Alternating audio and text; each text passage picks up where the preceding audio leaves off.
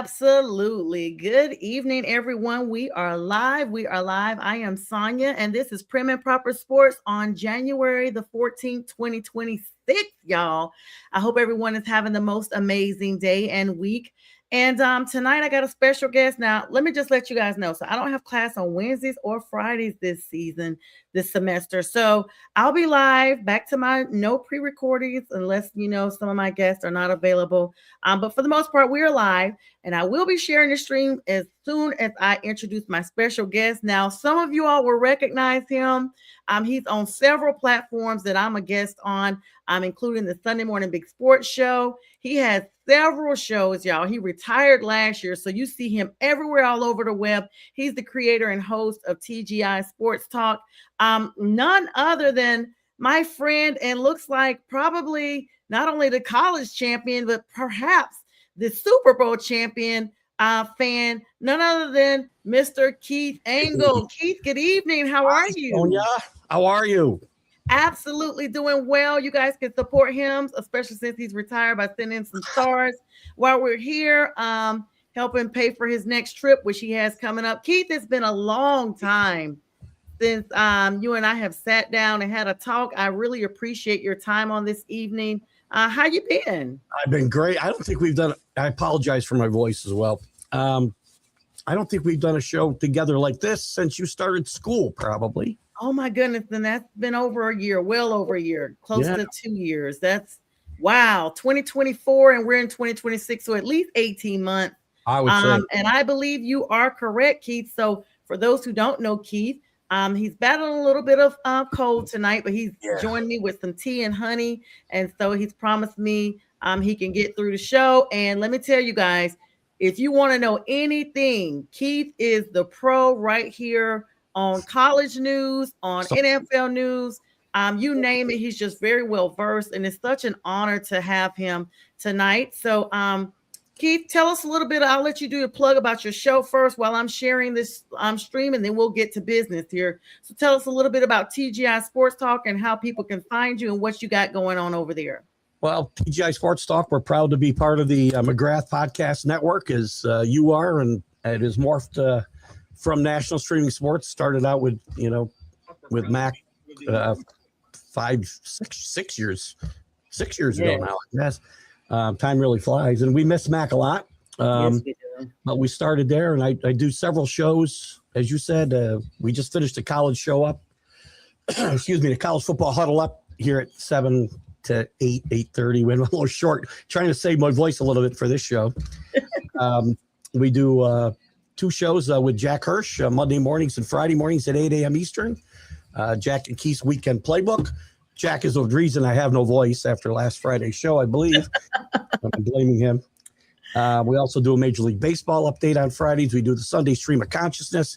And we on the panel with several shows, the Unprofessional Professional Sports Show, which was on earlier tonight, and the Big Football Show that you mentioned earlier as well. We have a blast with you and the guys all the time. So it's a lot of fun, and it's a passion for me, and I'm glad I haven't been on in so long. I've got an itch, even though I'm still struggling. I had an itch. I got to get it. So. I know. And like I said, it's so weird because I didn't even realize until we started the live stream. And I'm like, hold on.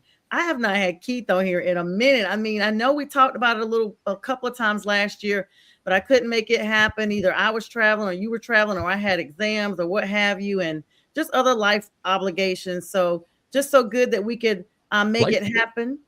I don't know how I found time to work because I don't have time for anything right now. So. I know. I'm sitting there like the shows. It's like, are you ever not live? It literally sounds like you're on live every single day. Do you have any days that you're not on? Yeah. I'm free Tuesdays. I'm free Thursdays and Saturday.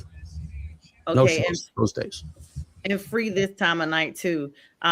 So you plug me in. Before we go further, Keith, I do want to give a shout out to Brian Bistrilla. Amazing. We've been tweaking this intro outro for a while because Good We stuff. had over 28,000 views in the last 3 weeks on these live streams. We really appreciate everyone with the likes, loves, and shares. But of course, we're getting flagged by copyright stuff left and right, even though it's supposed to be public domain. So Brian's been literally tweaking this intro. I said I may have to come on here and just sing a cappella one day, and just that won't get flagged at all. And so, even my niece, her song got flagged, and I'm like, oh my goodness. So, I want to thank him. I want to shout out to Pink Fan Fur, who does all our promos behind the scenes, and of course, our great producer in the Sky Mac, who brought us all together. And shout out to Brian for continuing that dream, and now it's named from went from National Streaming Sports to Northeast Streaming Sports, and now McGrath Podcast, and it's just amazing. Maturation. And Keith, you've been there pretty much since day one. To see that going and to see the viewership and the support going is just a blessing. It's been great. Brian did a great job. You did a great job with the transition when Mac first had to step away and then unfortunately passed away. You did a great job, and Brian's picked up the mantle and done a great job as well. And I apologize to Pink because I saw an email tonight that she sent me today that she wanted some stuff from me this morning. I apologize. I was wondering what happened with the reels. It's okay. And of course, Miss Linda, thank you so much for allowing us to continue to honor Mac. Yes. Who will always be part of the family as well. So we just want to thank you. So Keith, I'm gonna do a little bit of opposite tonight. I'm going to I know everyone's waiting for the NFL news. We're gonna actually save that for dessert. And we're going to start with this coaching carouseling news in the NFL. Actually, correction. We're going to start with CFP tonight, the college football news and playoff. And then we're going to go into the coaching changes, player changes, what have you. And then we'll go into the games that are upcoming and those that happen overall. These Oregon Ducks, the big news out of Oregon today, Dante Moore has officially announced he will return to Oregon for the 2026 season. He's going to decline to enter into the draft, opting to take another run at a title with the Ducks next year. Keith, is this just, kind of like I just have to go out with a bang, or what do you think? Is this a great thing? Because it's not going to be that big of a draft class this year. No, he guaranteed to be top 2 or 3 at least, and that's a lot of guaranteed money you're foregoing to go back and try to win a national championship. But he's also going to get some more seasoning. He's only a junior, so he hasn't played a lot of games. He's only played, I don't know, not even 30 games. I don't think he's played. Some of these guys are playing 60, 70 games when they come out here in the recent past. So I was shocked to hear the news, quite frankly. But I think for his own maturation, I think it's best for him. And I think this also has a lot to do with he doesn't want to, and his people don't want him to be a New York Jet. I think that's a lot. Let's go figure. When you go to the top draft, it's between them and the Giants. I think the Giants may have them by one game. Go figure. It's always the New York teams. Keith, they're both clawing it out. Both New York teams, Buffalo, looking, they're AFC, but for these, Jets are AFC. I don't know. I guess, you think of Buffalo, they don't always say they're a New York team. They just say we're Buffalo, and they're kind of like, we're done with that part. They're New York's only team, really, when you think about it. So yes, don't play here. Yes, they're New Jersey. I be telling people that no one wants to. Yes, it's absolutely right. So, that's a good thing. And talking about the national championship, the number 1 Indiana Hoosiers, who's actually kept that rank 15-0 against your personal number 10 Miami Hurricanes. This game is going to go down on January 19th on Monday. It's in Hard Rock Stadium. It is. That's so weird that they got the home game and their record is not, they're ranked 10. Well, it's just a dumb luck, right? The games are scheduled out here as far as where they're going to be played. It's not a huge home field advantage because Indiana travels really well. You saw their fan contingent at the Rose Bowl and at the Peach Bowl. Both were fabulous. And I never feel like Miami has a huge home field advantage anyway. They play 20 miles off campus. They get to stay home, no travel. So that's obviously a good thing. So you have home field in that regard. But this is an interesting matchup. Miami has been pretty much irrelevant since the early 2000s, over 25 years. or close to 25 years, I should say. And if it wasn't for Indiana being the biggest story maybe ever in the history of college football, quite frankly, Literally. Miami would be a huge story getting back to the championship game this year. But Indiana is really, really good. They're well coached. They play well in all facets of the game, offense, defense, special teams. They don't turn the ball over. They don't make big mistakes and penalties. Miami, I said this earlier on the professional show, they have a path to victory, but you're not driving a tractor trailer down that path. You're driving like a Harley down that path because they can't make any mistakes. Right. No mistakes. They can't have 7 penalties like they had against Ole Miss. Carson Beck has got to take care of the football and make some good play. But this team's got to get to the quarterback and they got to run the football. It's so amazing seeing Carson Beck there. We're so used to seeing him with the Dogs. I mean, Keith, do you think he's the difference maker? Because when he first got there, a lot of fans just were not so sure. Well, because of his injury to his arm, we weren't sure what we were getting for $4 million. Right. That's a big payday for a kid in college. Yes. With a bad arm. But he played well. He played early. He played well. He kind of faded in the middle of the season, made a lot of mistakes, made some big interceptions against Louisville and SMU where they lost 2 games they should not have lost. And he's been up and down, but he's come up big. They didn't ask him to do a lot against Ohio State. He made a couple good throws, didn't lose the game for him. They ran the ball. The defense played well. That's probably going to be the same formula against Indiana. Mm-hmm. They've got to stay clean. They got to run the football. They got to play good defense. He didn't play, and the team didn't play that clean against Ole Miss, and they got away with it. Right. They dominated everywhere but the scoreboard. They dominated that game. Time of possession was like 3-1. If you didn't see the score and you saw the rest of the numbers, you would have thought Miami beat them by 3 touchdowns. Right. It was so deceptive. The score was not reflective of what the game actually was. But the only one that really matters is the scoreboard, right? So Carson Beck, he really came up big at the end of that game. He had a couple big throws. He had the big run for the touchdown. So he's probably earned the $4 million that he was given to come here. He's got him back into a championship game. They didn't even expect to make the playoff. They've had a great run through. I mean, they beat 3 teams already that were ranked in the top 4 teams. You count Notre Dame at the time, ranked in the top 5. Texas A&M, Ohio State, Ole Miss, all of them ranked in the top 5 at one time or another this year. It's been a great run through this playoff. One more game, they can get this done. They just got to bring the talent to the field the way they did against Ohio State, even more so than what they did against Ole Miss, I think. I mean, this is one of those seasons, like you said, neither of these teams, I literally had kind of looked away. You know, we're so used to seeing Oregon, Ohio State, Alabama, Georgia, you know, the usual suspects, and go figure. And I, looked away and I looked back like, wait a minute, where are the big 5? I think that's 5 of them. Where are the big 5? I see none of them. And they were all just disseminated. This is a Cinderella story, though, for Indiana is looking to cap a perfect miracle season with this title. But Miami is the first team in modern day era, Keith, to play for the national championship in their own home stadium. It's kind of like the NFL schedule. If the 49ers happen to advance all the way to Santa Clara, they'll be at home, just like Tampa Bay was. It happens occasionally.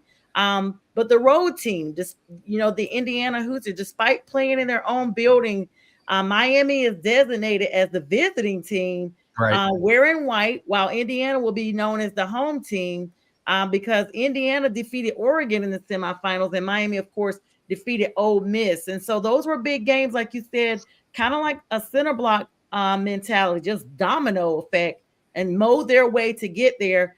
Critical thing about those mistakes, they have a way of being camouflaged at the onset, but being very recognizable in the spotlight when they come to surface again. So can't make those mistakes. And I hope that they've been watching film and knowing that, and being knowledgeable where they went wrong, because those things get exposed. It's going to be game over real quick.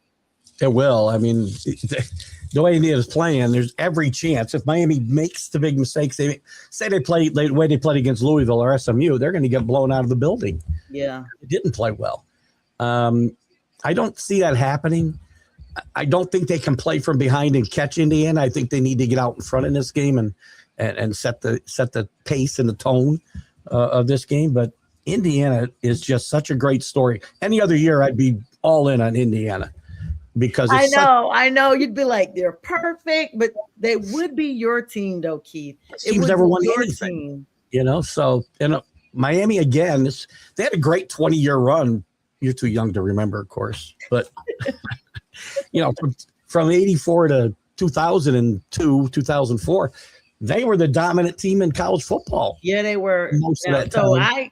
I appreciate you saying I'm young, but I remember being a child and going into my adulthood.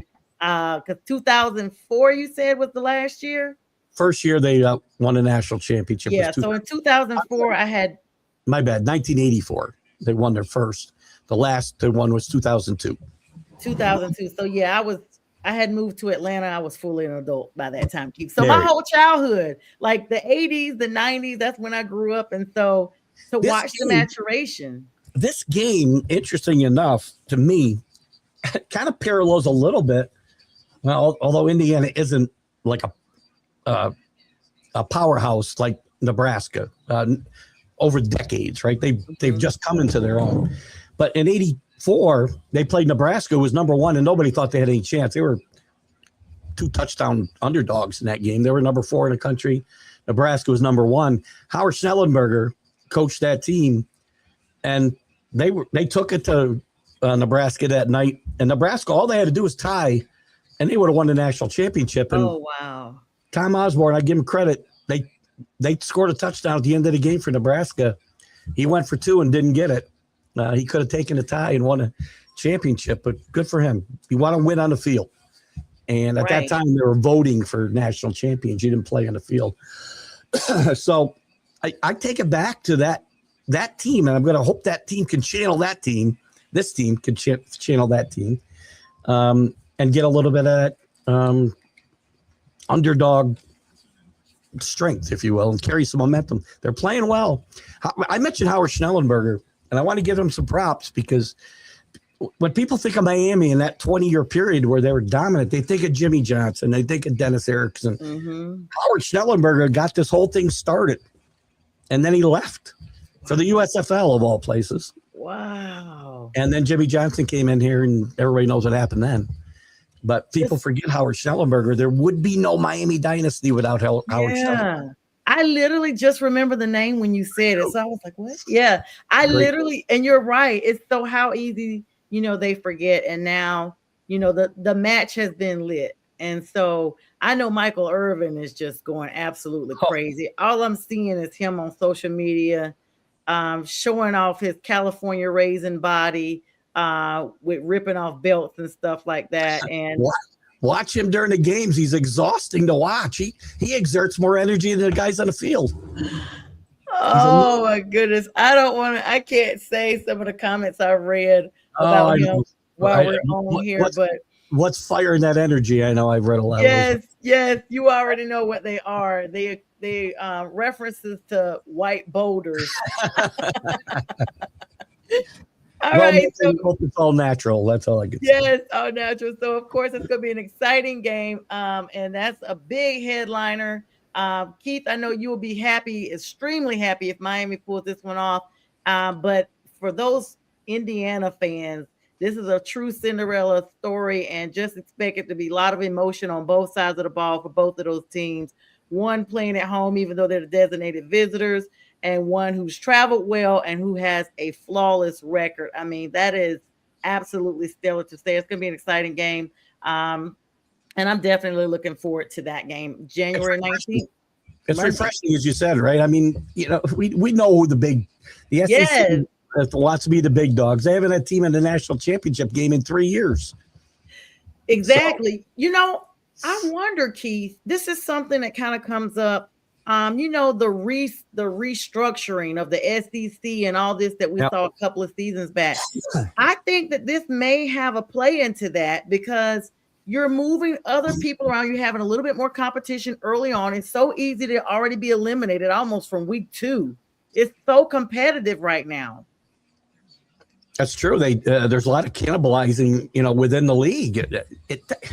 People talk about the SEC being down and the Big Ten taking over, and some of that's true. Indiana has obviously added another layer of greatness to the Big Ten, right? You still got Ohio State, you still got Penn State had a bad year, but they're still one of the better programs in the country. Mm-hmm. But the SEC, they beat themselves up. It's deeper than the Big Ten.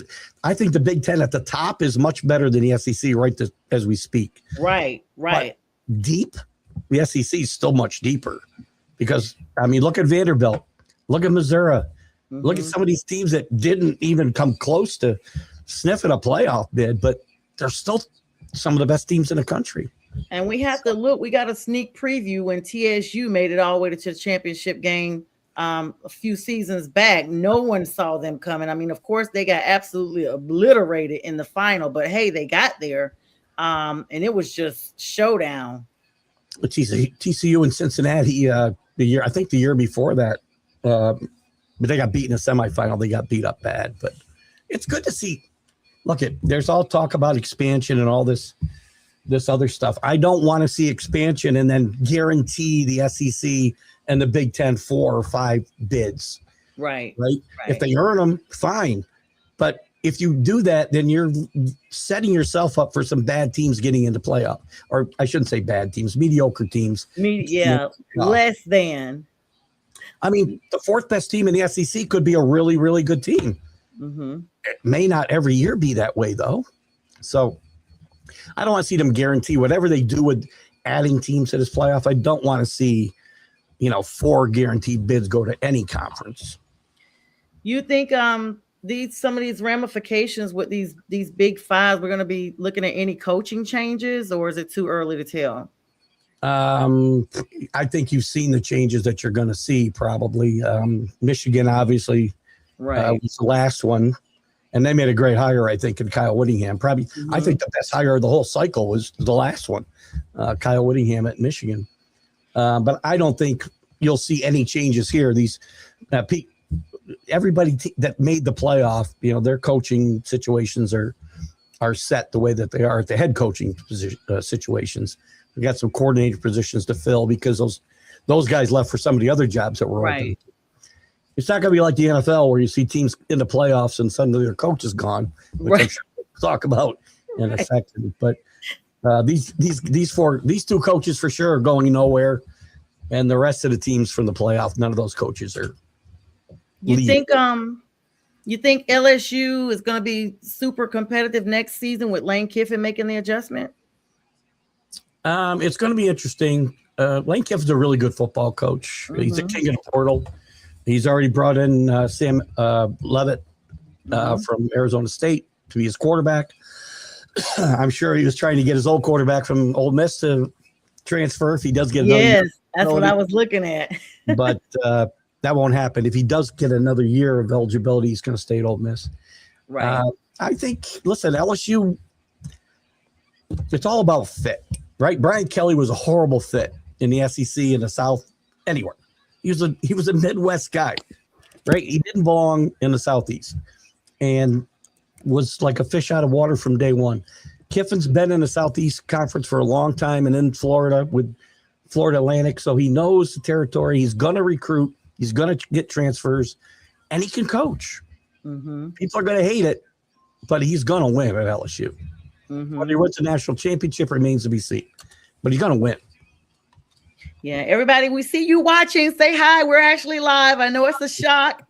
I've been pre-recorded for so long. Last week we were live. I was blessed to have Jamal Coker on, dad of Jalen Coker, right before Jalen balled out. I knew he was balling out, but you can imagine that video has just my live stream has just had several replays now. Like we're over the 1,000 mark because people realized, like, wait a minute, she just had him on, and it's almost like there was a pause. Like, wait a minute. Now everybody's watching and stuff like that. So thanks, guys. And thanks again, Jamal. I know you are now a new subscriber. So thanks for the support. And I hope Jalen gets a lot of rest and gets ready for his training here coming up soon. All right, Keith. So let's switch gears. Speaking of Jamal Coker and Jalen Coker.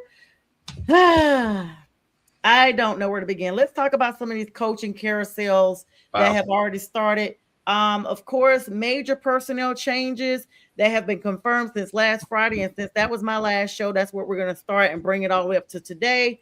Um, the big news, of course, after 18 seasons, John Harbaugh was released from the Baltimore Ravens. They said they agreed. You know, that's the amicable way to talk about it.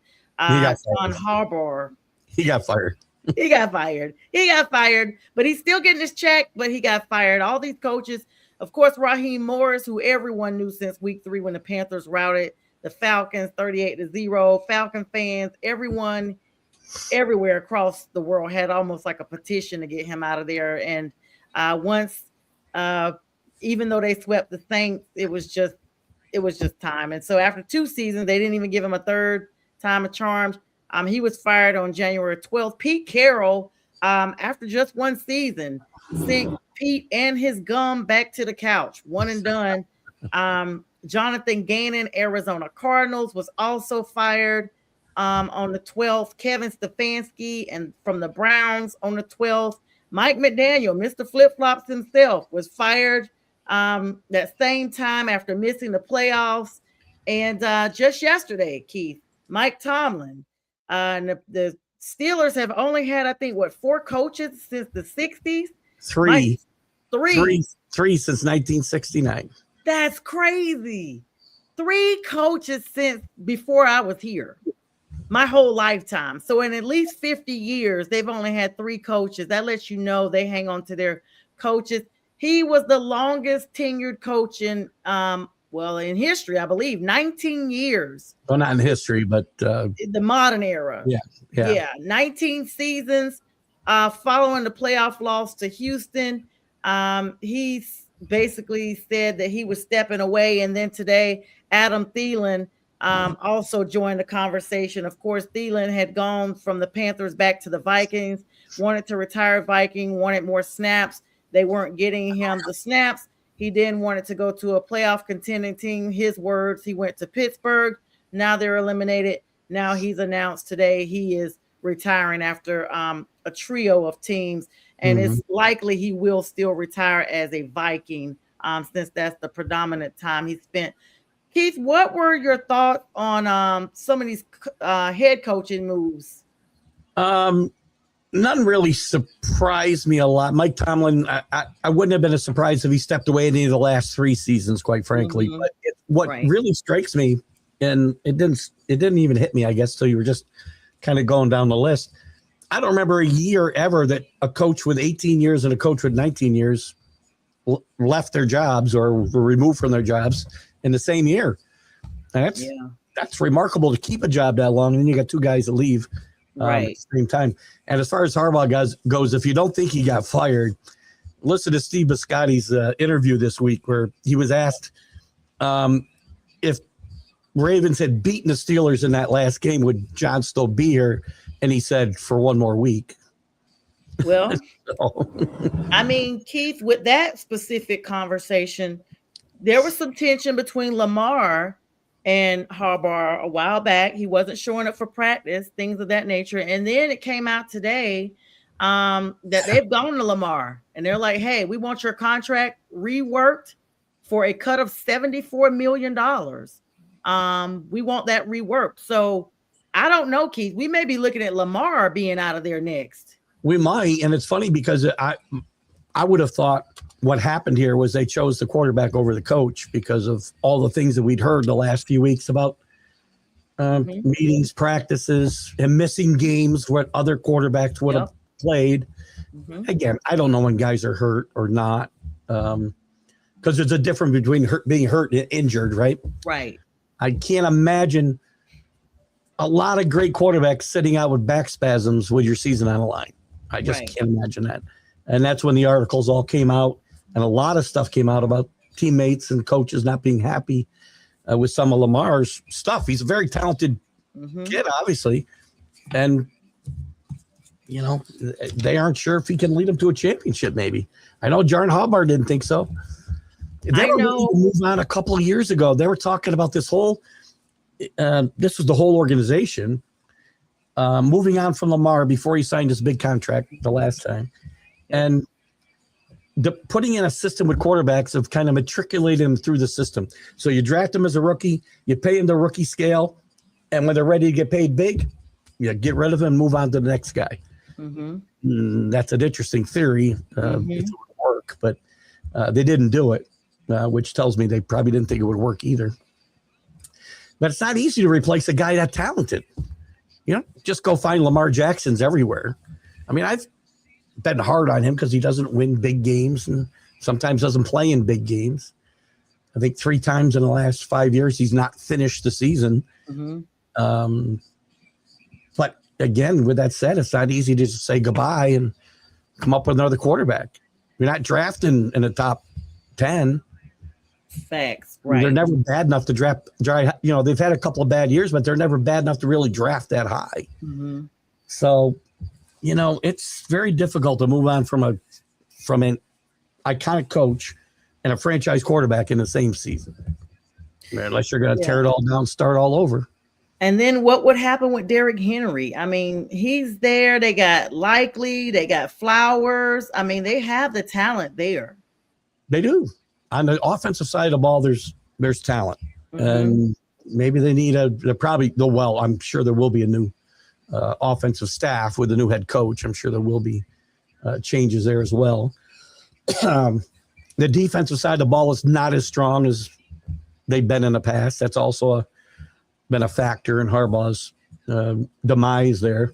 And listen, make no mistake, John Harbaugh's taken a lot of abuse in Baltimore, and I think in a lot of shows like this, and a lot of shows I've been on in the last couple of years, I think John Harbaugh's a great coach. I don't like the way he whines and cries on the sideline sometimes, but he's a great coach.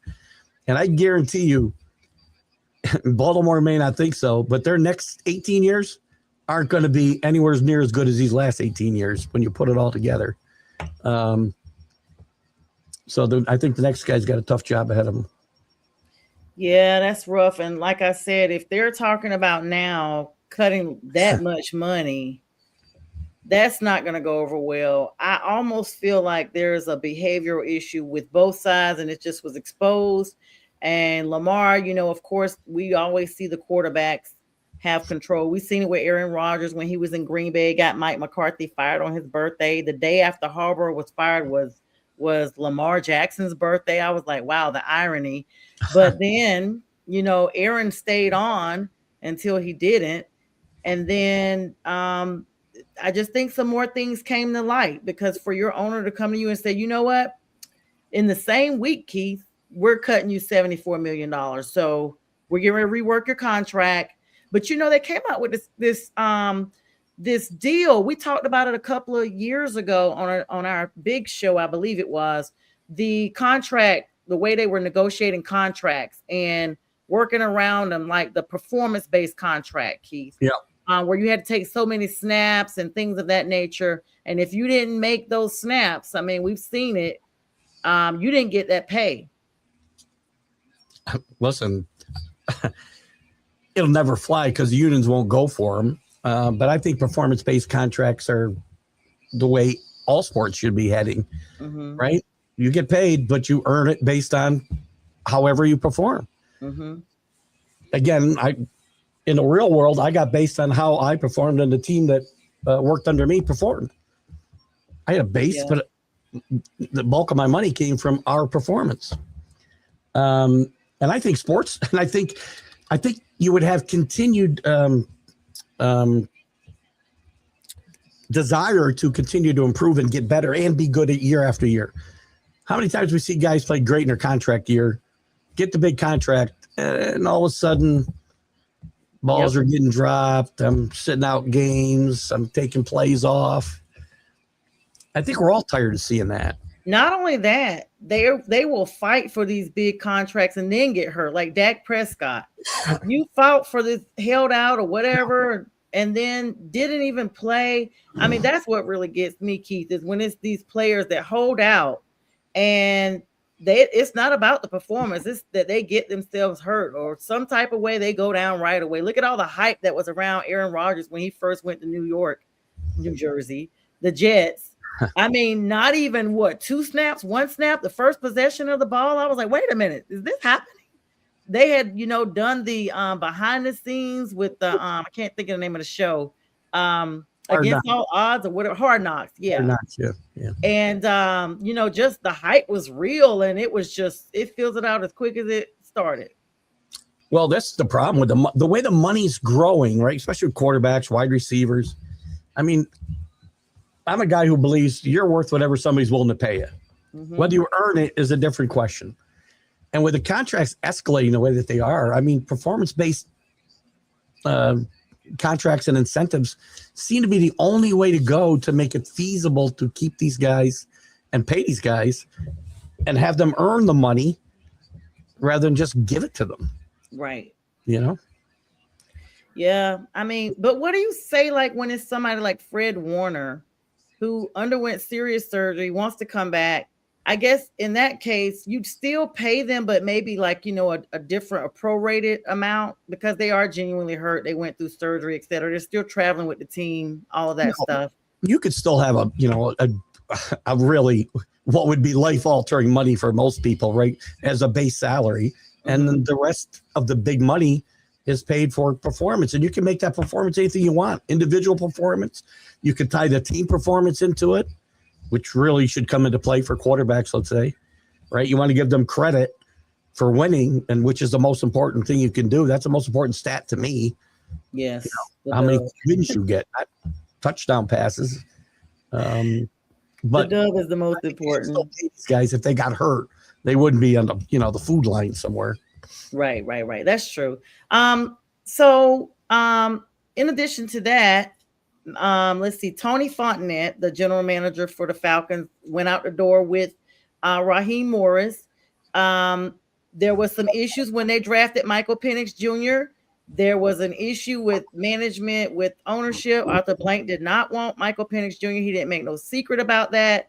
And Terry Fontenette and Raheem got together, and as a last minute gesture, that's why no one knew about it. They even had to call Kirk Cousins up and say, hey, Kirk, we're going to go ahead and take a quarterback. No one knew this. And from that point, it was almost a riff. It was like, you have to make your money show up where you have basically written this check or else. And even if the Falcons would have had to make they would have had to even go further than the Panthers in the playoffs to basically right that wrong as far as Arthur Blank was concerned. So Michael Penix comes into the draft, of course, has had several surgeries on every quadrant of his body in college, but the last couple of seasons he was healthy.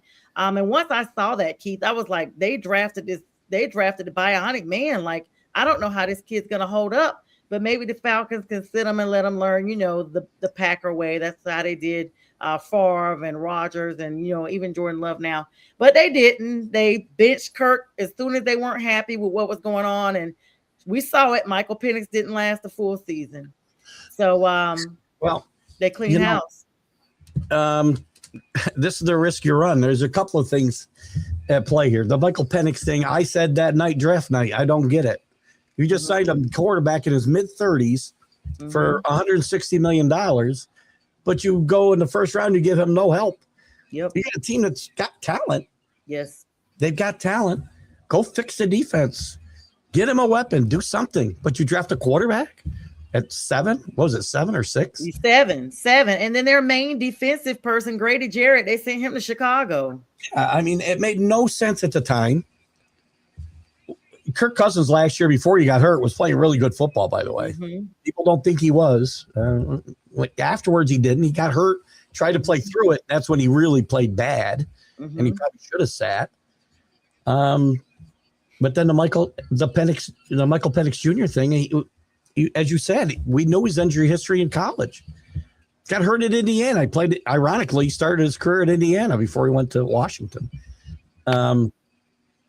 But it was just not good management. And I think it's ironic, too, that Fontenot is gone a year later after hiring Raheem Morris, bypassing Bill Belichick because he was afraid Belichick would want too much power and he'd get forced out. Yes. And now he's out of a job anyway. Out of a job anyway. So you tell me you're better off the last 2 years with Bill Belichick or Raheem Morris? Exactly. I think Bill would have been great for the NFL for sure. A lot better than what he's been in Carolina at UNC Yeah, that Chapel was Hill. not a good fit. Not a good fit. But Guys, I'm sitting down with Keith Engle. You guys can support him. He's the host and creator of TGI Sports Talk. And we're talking now NFL news. Don't forget to send those stars to Keith so you can help him earn more money. And all you all that are watching, I don't know if it's just maybe it's the issue. I can't see comments, but I know people are watching because I can see them. And I see a little note up here talking about one of my streams is I see them. not public, so I can't see the comments. So if you're saying anything, we appreciate you. I don't know how to make them come up. B's not on, but nonetheless, there's that. So all right. We're gonna move here along, Keith. Pete Carroll, one and done. I mean, are we surprised? Was it only a 1-year contract when they signed him for the Raiders? And it's the Raiders. Go figure. He wasn't gonna work miracles down there. No, I mean, I was surprised Pete Carroll took that job in the first place, quite frankly. I didn't think it was a good fit. I think Pete Carroll can still coach. I don't know that he will. I think he's probably done now. 74 years old, I think he is. Yeah. But he's always been one of my favorite coaches. Ironically, Bob Kraft still says the decision he's made as a Patriots owner that he regrets the most is firing Pete Carroll. Oh, wow. That says a lot. When you hired a coach who won 6 Super Bowls afterwards, that says a lot. But he still says that. I mean, and Pete's still in shape. He runs up and down the sidelines. My God, I love that guy. Jesus. He's I'd love to have his energy at 74. I'd love to have it at 65. It's something in the gum. It's something in the gum he's chewing. Him and Michael Irvin are hanging out together, right? But I'm not surprised he got fired. I mean, we don't even know who's running the show there. Is Mark Davis running the show? Is Tom Brady calling the shots? I don't know who's calling the shots there. I don't think anybody does. And until they have a clear message, they're going to continue to flounder. I'd be reluctant to take that job. If I was I mean, he went and got Geno for what? Like, Geno has just not been everyone just doesn't play lights out when they get moved around unless you're Sam Darnold, I guess. No, he landed in a really good situation in Seattle with Pete Carroll the first time and a good offensive system that fit him. He stayed healthy, had one really good year, another decent year, but he started to get injured again. He was injured a lot this year, didn't play well when he was healthy. And again, a different set of coaches around him. All that matters. Sam Darnold landed in a perfect spot in Minnesota last year. Kevin O'Connell's a quarterback whisperer. He does a great job up there. And he was fortunate to get in a similar situation in Seattle. Doesn't happen to everybody. Actually, this year it happened to a couple guys. Darnold laying in a good spot. Daniel Jones laying in a good spot. Mac Jones. I was thinking about Daniel Jones. That's why I was like, Daniel Jones, landed in, we never thought, at least I never thought that you'd be mentioning Daniel Jones and being great, performing great. Until he got hurt, he played really well. And again, that shows you how much the system matters to a quarterback. There's a lot of great quarterbacks probably never became great quarterbacks because they just were in a bad system or led by bad coaches, and their careers never panned out. Yeah, definitely never panned out. And I gotta hurry us along here. Let's see. So Kevin Stefanski. I mean, did we see this one coming? I mean, there was the Shador situation. Yeah. They drafted Dylan Gabriel. I saw some unsubstantiated rumors about something that goes all the way back to some of Stefanski's grandfather or someone in the MLB when Prime was playing. And I saw the video where he tossed water on him, but I haven't been able to make the family connection. But there's some long burning history there. Now it's cleaned up. Shador is proven. He's the first rookie to start a Cleveland game and win that first start. Just a big mess. Go figure, the Browns. I don't even know who goes there next, Keith.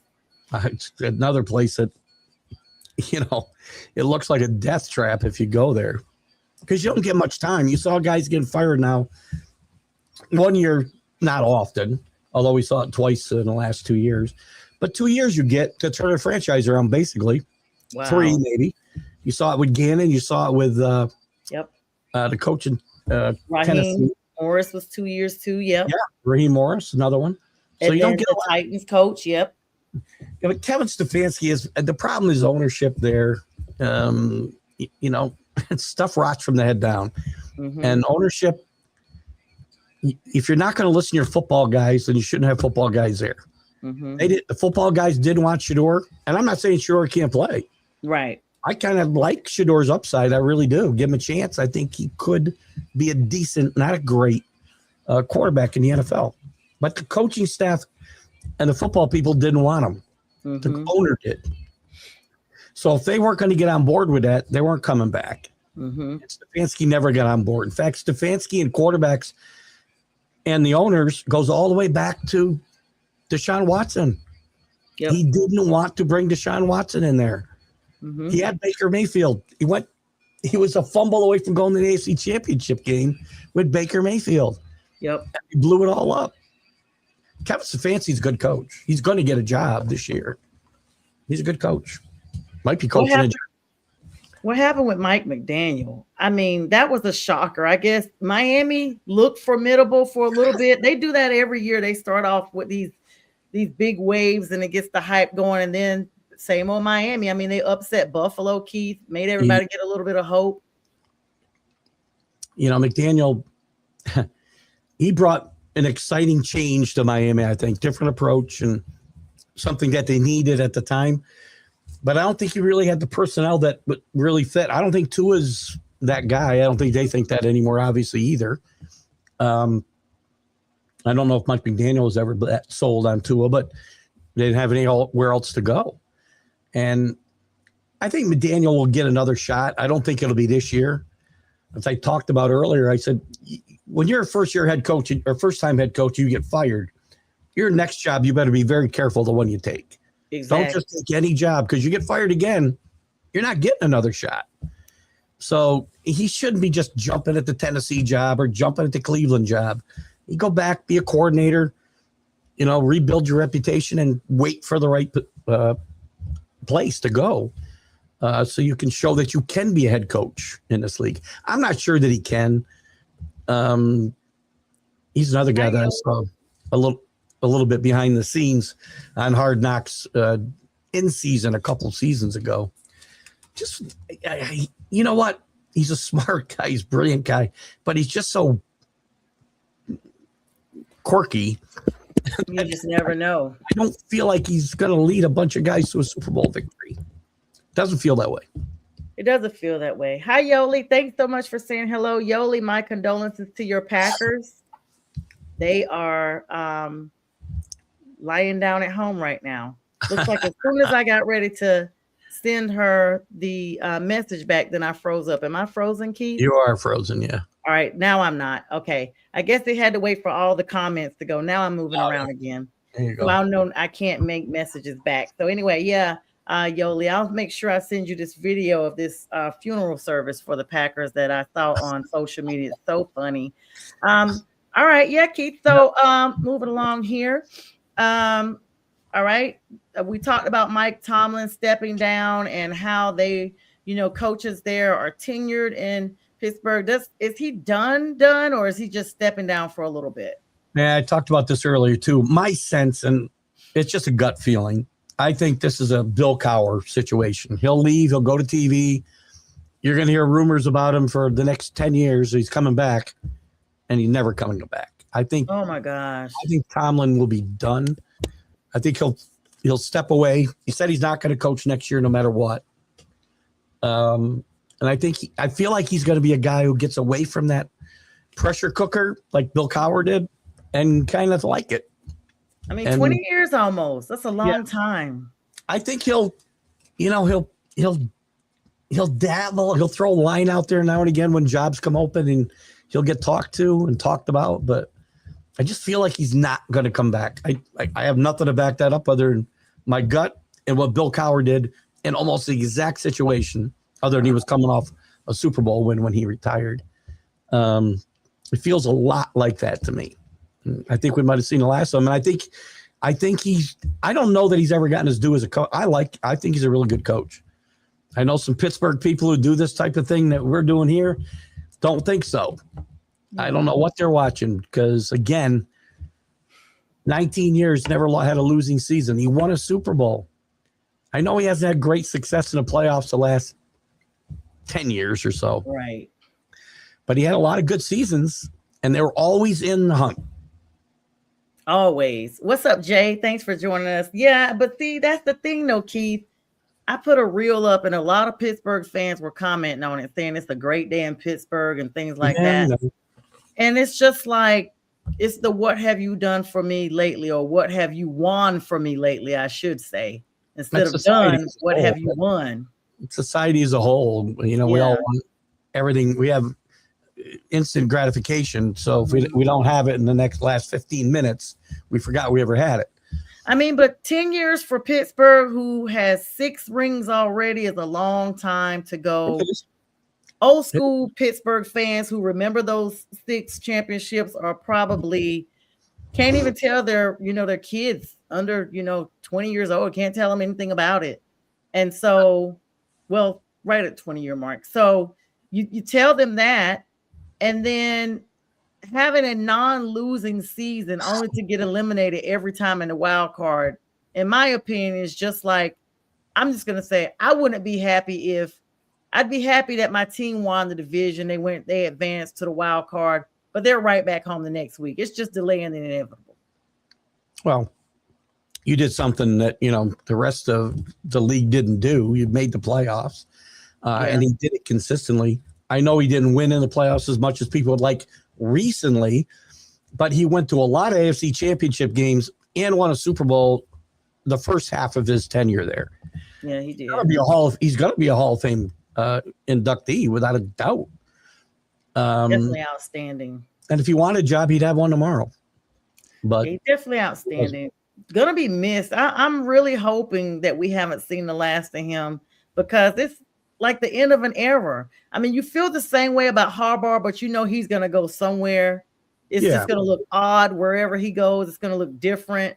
But I mean, you almost can't even say, at least I can't even say Steelers without thinking about Mike Tomlin automatically. I think it's a good thing that regardless of what I just said about his tenure, and I think it's better than what people probably think it is, it's probably time for a change and a new voice, both for the organization and for the fans. Yeah. Because, the fan base, and you shouldn't listen to your fan base probably because they don't know what the hell they're talking about most of the time.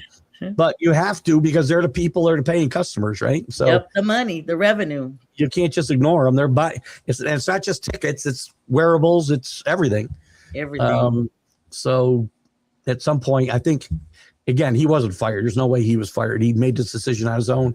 This team doesn't fire coaches. They haven't fired a coach in almost 60 years. Yeah. He made his exit so quietly, though. It wasn't like a lot of rah-rah and no.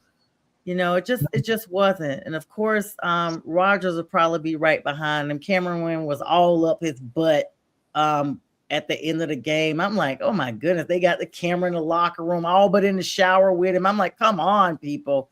Yeah, we've seen he's not even a Steeler for life. Like, you guys are following him like he's been there like Roethlisberger or something. Yeah. And so, but there's that. Congratulations to Matt Ryan. He, the former quarterback of Atlanta, has been named the president of football operations for Atlanta, whatever that is. I think it's just a familiar connection. I've heard he's married into the family some kind of way. And so his wife is related to blank. I think it's his niece or something like that. But keeps them connected to the money. Let's hop over to these eliminations and in the playoffs. We are rapidly approaching this top of the hour. I'll promise not to try to go past maybe 5 after, because Keith is so intelligent. He just has a plethora of information here. Nobody usually strings those words together and talking about me. Well, I mean them, Keith. Wild card weekend was nothing but wild. Every single game on Saturday and Sunday decided by one freaking score. One score, not only one score, but 4 points. So not even a full touchdown. I have to start out with my Carolina Panthers, who I am extremely proud of, even at 8-9, going into the playoffs, finishing at 8-10, which doesn't look cute. But for the first time since 2017, we made a playoff appearance. And for the first time since 2015, we were actually the division winners. And on top of that, over 72,000 tickets sold for the bank. The bank looked like it did and had not looked for many years. There was standing room only at that stadium. I contemplated going to that game, but I heard it was supposed to be very bad weather. There was not a drop of rain that happened the entire game. Some people said they were looking for the rain, so it would be advantageous to keep the air game out of the air with Matt Stafford because he likes to do a pass game, and they felt like if you keep it on the ground, it would be advantageous to the Panthers. But none of that happened, and both those teams played. Panthers were down significantly for a while, came back and rallied, and I was hopeful until J.C. Horn missed that last catch. We are eliminated 31-34, high-scoring game, but the Panthers could not get the final stop. Keith, your thoughts on that game? They played very well for most of the game. Again, that last drive was not good. You don't want to give somebody like Matthew Stafford the ball back with a chance to win at the end of the game, and that's exactly what happened. And sometimes young teams, this team is getting better. And I didn't give you the type of grief some other people did on our network, but don't worry, they'll be eliminated soon enough. I expected this team to be better. I think I said 8-9 to 9-8. I didn't know if they'd make the playoffs or not. But they finished pretty much where I thought they would. Bryce Young, I think, made steps forward. And there's a hump to get over, or humps to get over. They got over one. I know they're 8-9, but they did win the division. They got better, a lot better than what they've been the last couple of years. That's important. You can't just dismiss that. And winning in the playoffs is a different thing than winning in the regular season. And sometimes it takes some lessons to figure that out. Hopefully the Panthers take some lessons away from this game. I think they will.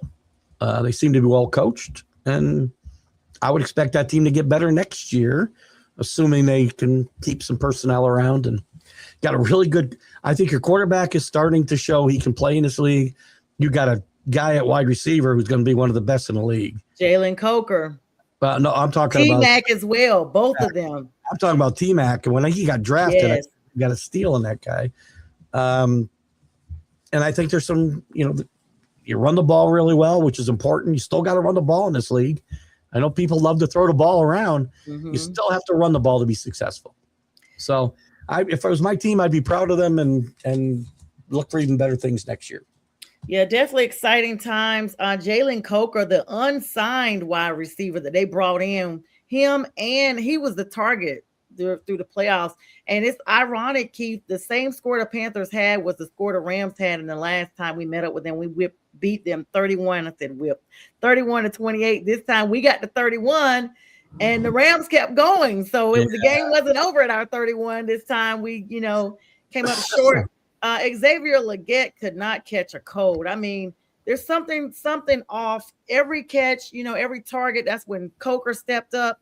Rico Dowdle, we had a duo in the running back with him and Shuba Hubbard. Yep. Rico's unhappy. He has now unfollowed the Panthers, taking all his Panther stuff off his social media, saying that he wants to go somewhere where he can be basically the main target. We knew this would happen at some point, but but Bryce made sure that Rico got his touches. He just secured the $1 million bonus because he got his touches, and now he's wanting to go elsewhere. So I guess we just thank him for his service for what he did this far and just move forward. Yeah, this came up in one of the conversations we had, I think, on the Big Football Show one morning. We were talking about your running back duos, and they work well, but only in the moment because one of those two guys almost invariably is unhappy, or both.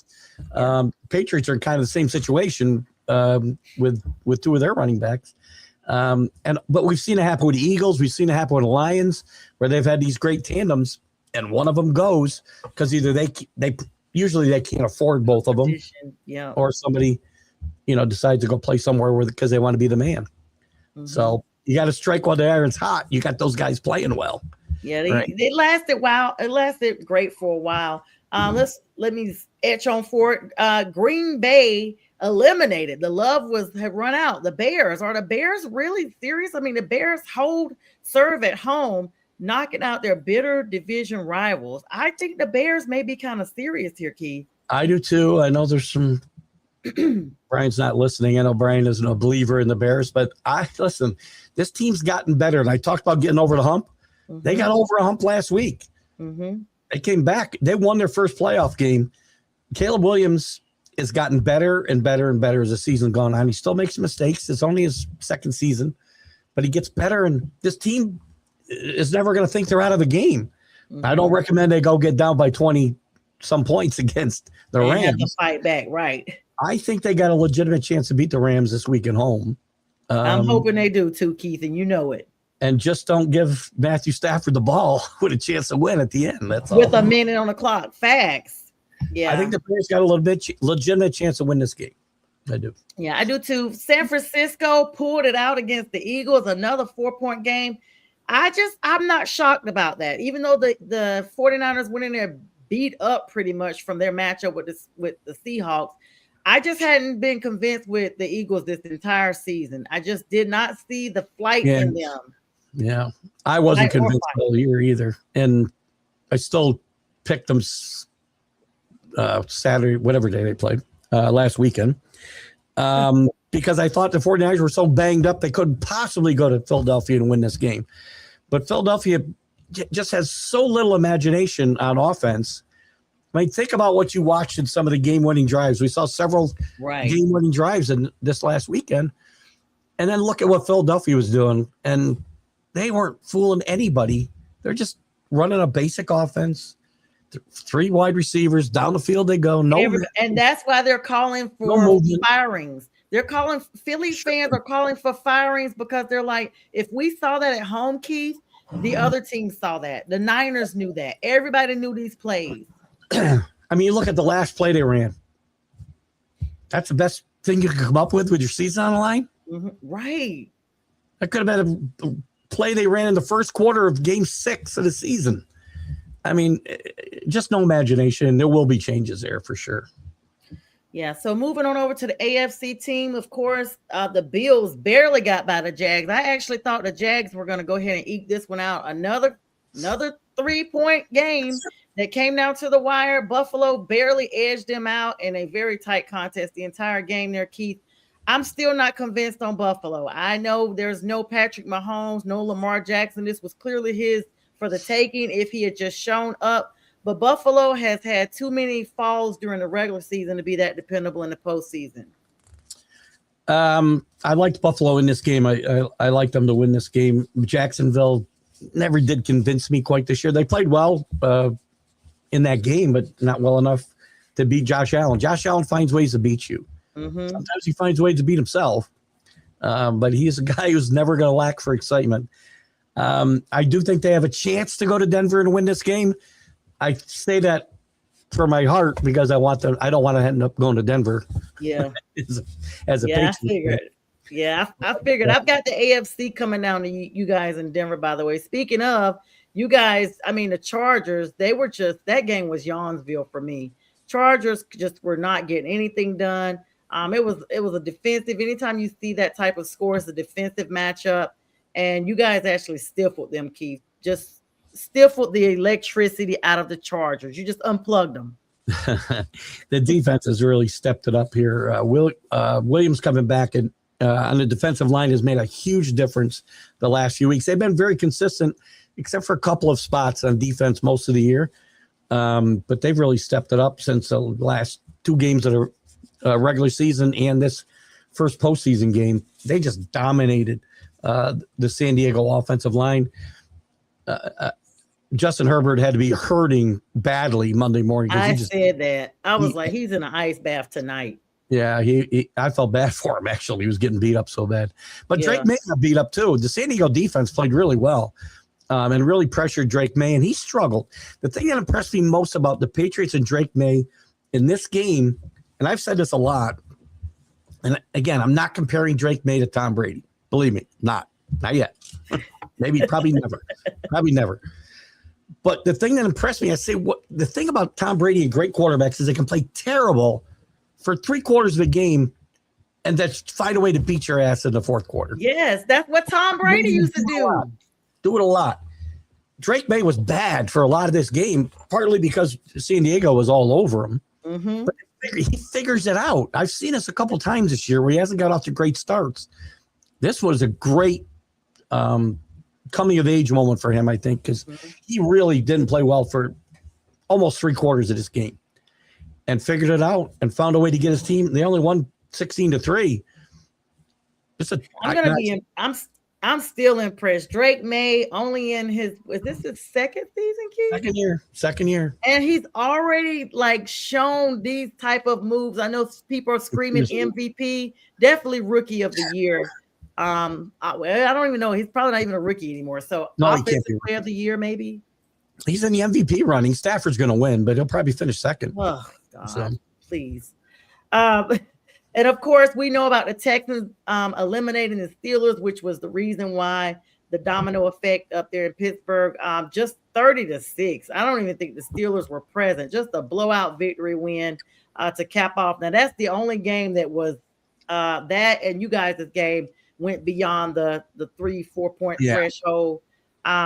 Texans, I mean, Texans are that secret team. You don't see them coming, but they're there. They're still there, and I think they may be a threat if, they came to play Denver, but I'm still calling it Pats and Broncos for the AFC Championship.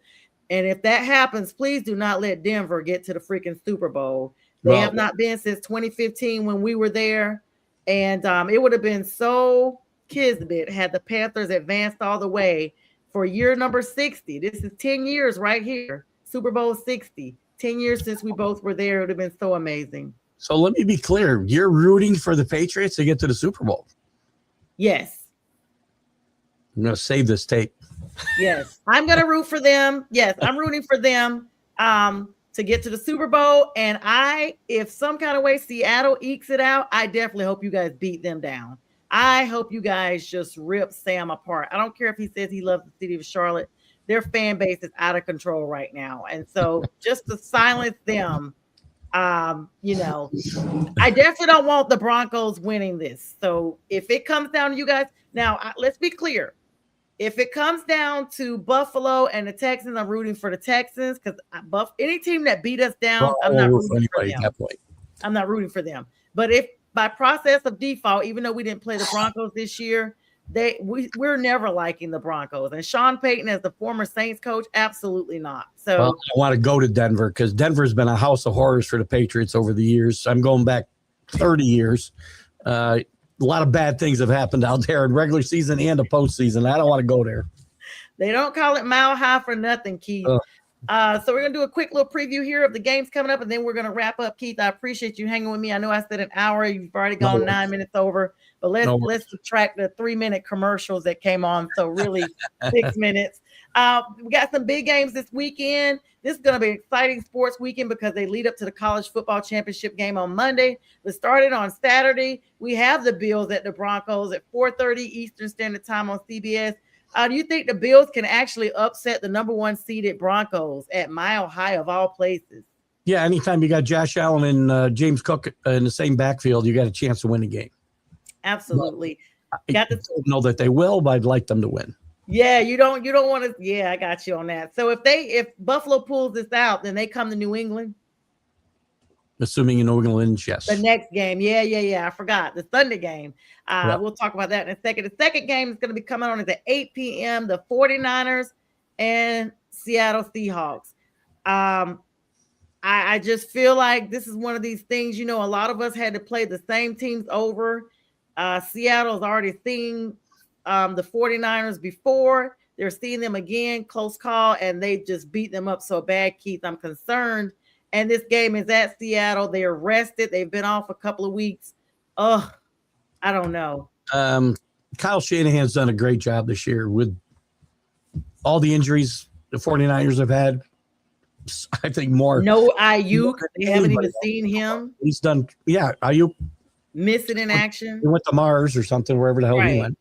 Fred Warner's want to come back. He's done a great job getting them to this point, but I can't get what I watched 2 weeks ago out of my head. Yeah. Seattle dominated the 49ers, and I can't see any way they're going to go up there.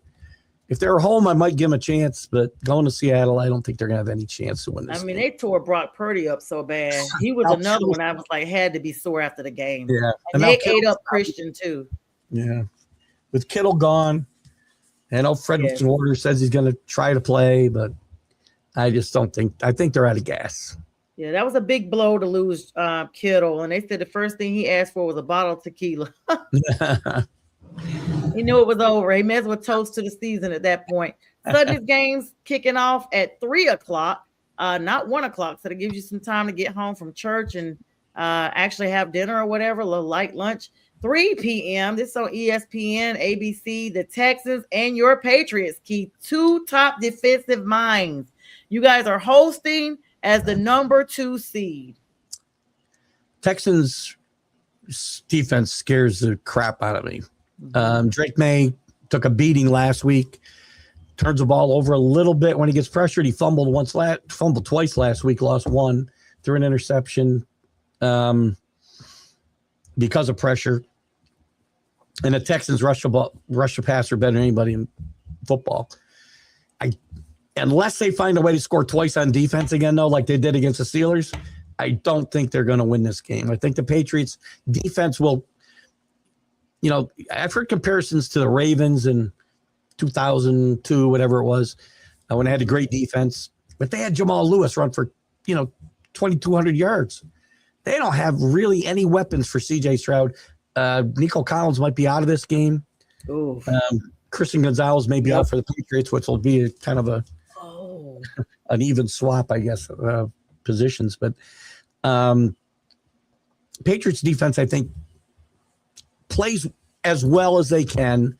You're going to see a very similar game to what you saw against San Diego. It'll be ugly.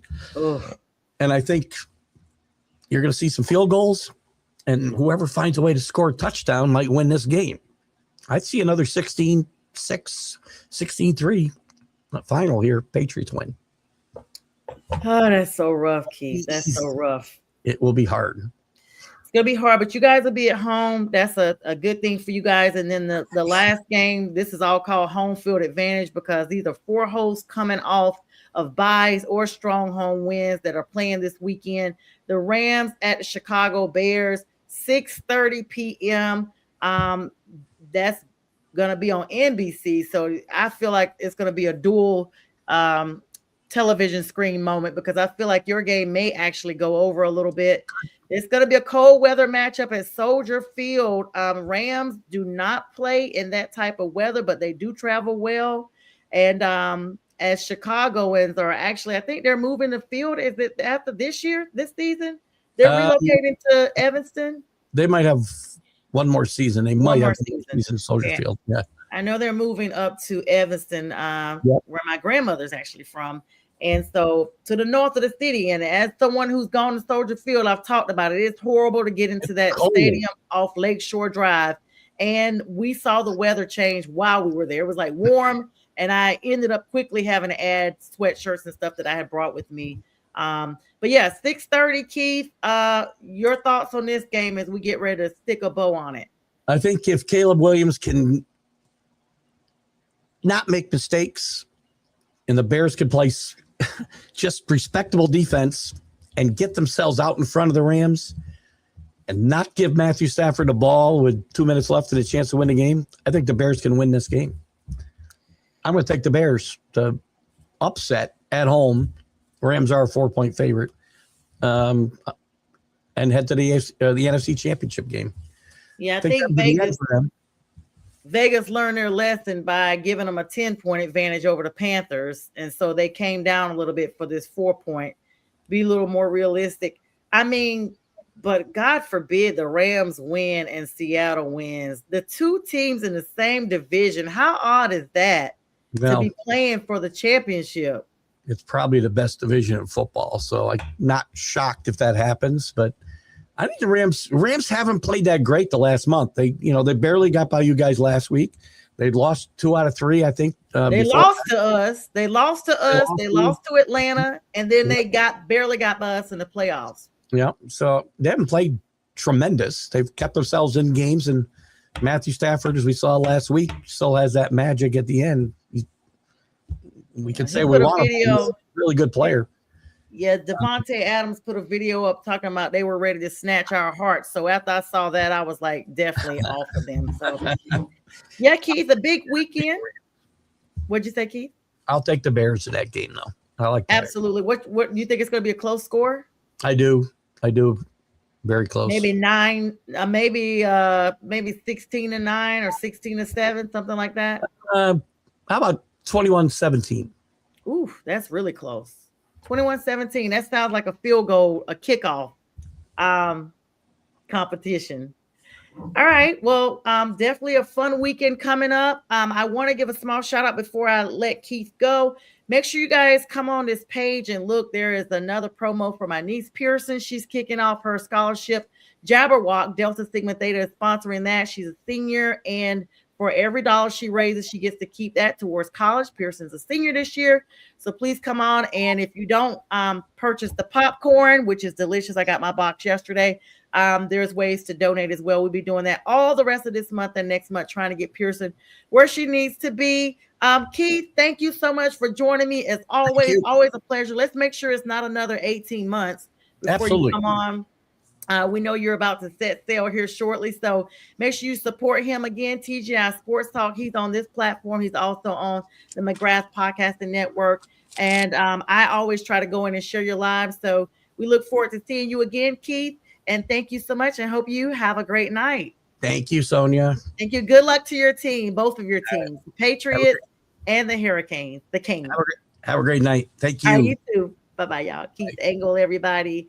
And we're going to say good night with that. And you guys have a great night. See you Friday.